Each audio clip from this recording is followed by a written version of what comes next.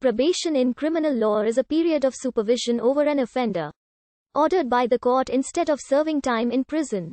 In some jurisdictions, the term probation applies only to community sentences, such as suspended sentences. In others, probation also includes supervision of those conditionally released from prison on parole. An offender on probation is ordered to follow certain conditions set forth by the court, often under the supervision of a probation officer. During the period of probation, an offender faces the threat of being incarcerated if found breaking the rules set by the court or probation officer. Offenders are ordinarily required to maintain law-abiding behavior, and may be ordered to refrain from possession of firearms, remain employed, participate in an educational program, abide a curfew, live at a directed place, obey the orders of the probation officer, or not leave the jurisdiction. The probationer might be ordered as well to refrain from contact with the victims, which signals their movement to officials. Some courts permit defendants of limited means to perform community service in order to pay off their probation fines. The concept of probation, from the Latin probatio, testing, has historical roots in the practice of judicial reprieve. In English common law, prior to the advent of democratic rule, the courts could temporarily suspend the execution of a sentence to allow a criminal defendant to appeal to the monarch for a pardon. Probation first developed in the United States when John Augustus, a Boston cobbler, persuaded a judge in the Boston Police Court in 1841 to give him custody of a convicted offender, a drunkard, for a brief period and then help the man to appear rehabilitated by the time of sentencing. Even earlier, the practice of suspending a sentence was used as early as 1830 in Boston, Massachusetts, and became widespread in U.S. courts, although there was no statutory provision for such a practice.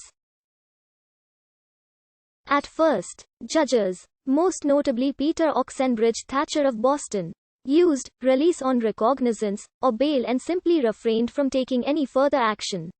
In 1878, the mayor of Boston hired a former police officer, the ironically named Captain Savage, to become what many recognize as the first official probation officer.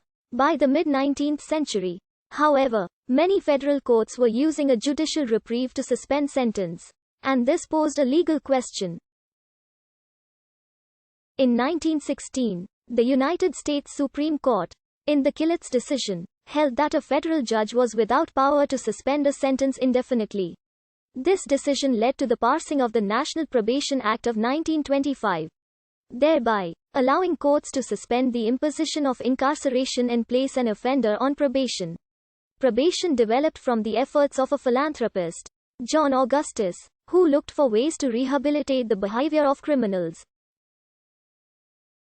Massachusetts developed the first statewide probation system in 1878, and by 1920, 21 other states had followed suit.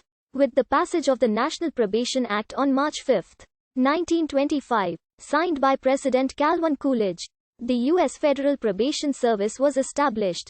On the state level, pursuant to the Crime Control and Consent Act of 1936, a group of states entered into an agreement wherein they would supervise probationers and parolees, who reside in each other's jurisdictions on each other's behalf. Known as the Interstate Compact for the Supervision of Parolees and Probationers. This agreement was originally signed by 25 states in 1937. By 1951, all the states in the United States of America had a working probation system and ratified the Interstate Compact Agreement. In 1959, the new states of Alaska and Hawaii, the Commonwealth of Puerto Rico, and the territories of the Virgin Islands, Guam, and American Samoa ratified the act as well. In the United States, most probation agencies have armed probation officers. In 39 states, territories and federal probation, such arming is either mandated or optional. Arming is allowed in an increasing number of jurisdictions. Probation officers are commonly peace officers who possess limited police powers and in some instances, are employed via the court system and take on a more bureaucratic social worker role. Home detention, GPS monitoring and computer management are highly intrusive forms of probation in which they offender is very closely monitored. It is common for violent criminals, higher-ranking gang members, habitual offenders, and sex offenders to be supervised at this level. Some jurisdictions require offenders under such supervision to waive their constitutional rights under the Fourth Amendment regarding search and seizure, and such probationers may be subject to unannounced home or workplace visits, surveillance, and the use of electronic monitoring or satellite tracking. Under terms of this kind of probation, a client may not change their living address and must stay at the address that I